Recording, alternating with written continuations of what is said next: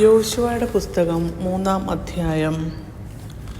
അനന്തരം യോശുവ അതികാലത്ത് എഴുന്നേറ്റു. അവനും ഇസ്രായേൽ മക്കളെല്ലാവരും ശിത്തീമിൽ നിന്ന് പുറപ്പെട്ടു.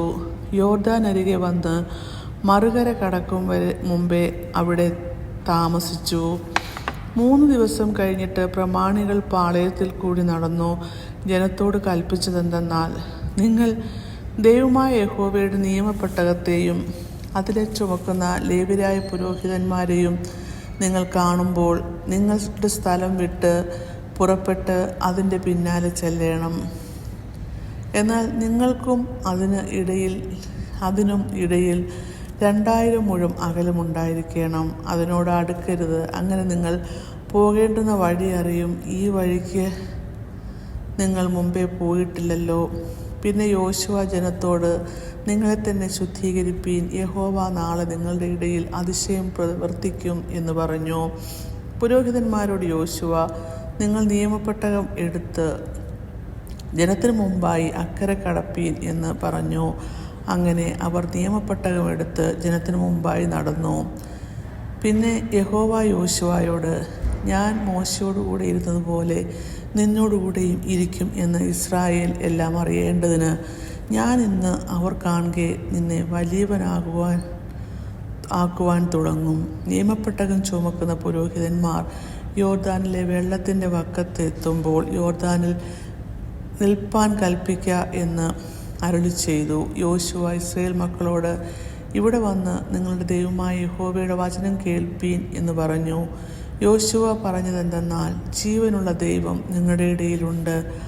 അവൻ നിങ്ങളുടെ മുമ്പിൽ നിന്നും കനാന്യർ, ഹിത്യർ, ഹിവ്യർ, പെരിസ്യർ, ഗിർശ്യർ, അമോര്യർ, യെബൂസ്യർ എന്നിവരെ നീക്കിക്കളയും എന്നും നിങ്ങൾ ഇതിനാൽ അറിയും. ഇതാ സർവ്വഭൂമിക്കും നാഥനായവൻ്റെ നിയമപ്പെട്ടകം നിങ്ങൾക്ക് മുമ്പായി യോർദാനിലേക്ക് കടക്കുന്നു. ആകയാൽ ഓരോ ഗോത്രത്തിൽ നിന്നും ഓരോ ആൾ വീതം ഇസ്രായേൽ ഗോത്രത്തിൽ നിന്ന് 12 ആളെ കൂട്ടുവീൻ.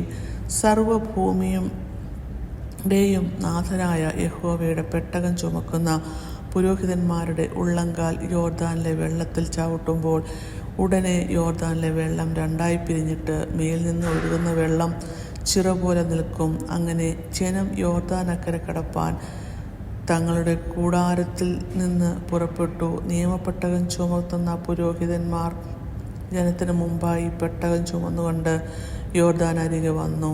കൊയ്ത്തുകാലത്തൊക്കെയും യോർദാൻ തീരമെല്ലാം കവിഞ്ഞൊഴുകും. പെട്ടകം ചുമന്ന പുരോഹിതന്മാരുടെ കാൽ വെള്ളത്തിൻ്റെ വക്കത്ത് മുങ്ങിയപ്പോൾ മേൽ വെള്ളത്തിൻ്റെ ഒഴുക്ക് നിന്നു. സാരെഥാനും സമീപത്തുള്ള ആരാം പട്ടണത്തിനരികെ ബഹുദൂരത്തോളം ചിറ പോലെ പൊങ്ങി. അരാബയിലെ കടലായ ഉപ്പുകടലിലേക്ക് ഒഴുകിയ വെള്ളം വാർന്നുപോയി. ജനം എരിഹോവിനു നേരെ മറുകര കടന്നു. യഹോവയുടെ നിയമപ്പെട്ടകം ചുമന്ന പുരോഹിതന്മാർ യോർദാന്റെ നടുവിൽ ഉണങ്ങിയ നിലത്ത് ഉറച്ചു നിന്നു. ഇസ്രായേൽ ജനമൊക്കെയും യോർദാൻ കടന്നു തീരുവോളം ഉണങ്ങിയ നിലത്തുകൂടെ നടന്നുപോയി. ഇങ്ങനെ യോശുവയുടെ 3-ാം അധ്യായം അവസാനിക്കുന്നു.